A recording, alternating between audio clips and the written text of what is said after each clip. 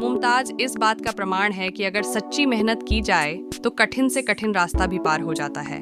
अपने साधारण नैन नक्श के चलते कभी मुमताज को फिल्में नहीं मिलती थीं। शशि कपूर जैसे हीरो ने उनके साथ काम करने से इनकार कर दिया।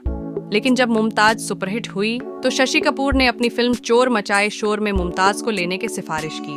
मुमताज ने सबसे ज्यादा फिल्में दारा सिंह के साथ की। ये वो दौर था जब डाकुओं पर फिल्में बनती थीं। हीरोइन का कुछ खास रोल नहीं होता था, बस खूबसूरती और डांस के सिवा। मुमताज ने ये मौके लपक लिए।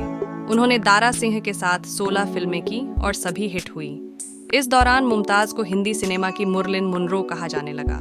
राजेश खन्ना का साथ मुमताज के लिए पारस पत्थर साबित हुआ और वो सुपरहिट हीरोइन बन गई। काका के साथ मुमताज ने 8 फिल्मों में काम किया और सभी सुपरहिट साबित हुई। मुमताज और राजेश की जोड़ी सफलता की गारंटी बन गई। हर प्रोड्यूसर काका के साथ मुमताज को लेना चाहता था। राजेश और मुमताज दोनों के बंगले मुंबई में पास पास थे।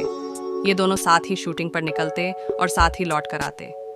उस समय इंडस्ट्री में राजेश और मुमताज के ही चर्चे चले। लोग बातें करने लगे थे कि दोनों रियल लाइफ में भी सुपरहिट जोड़ी साबित होंगे। कुछ लोग कहते हैं कि मुमताज भी राजेश खन्ना को मन ही मन चाहने लगी थी। लेकिन जब राजेश ने डिम्पल के साथ शादी कर ली तो मुमताज मायूस हो गईं और कुछ ही दिनों बाद उन्होंने भी उस जमाने के अरबपति मयूर माधवानी के साथ विवाह करने का निश्चय किया।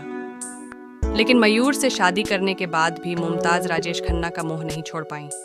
उन्होंने राजेश खन्ना के कहने पर आपकी कसम, रोटी और प्रेम कहानी जैसी 3 फिल्मों में काम किया। ये तीनों ही फिल्में सुपरहिट रहीं। लेकिन मयूर के ऐतराज के बाद मुमताज ने फिल्म इंडस्ट्री को ही अलविदा कह दिया और अपने परिवार के साथ विदेश में जाकर सेटल हो गई।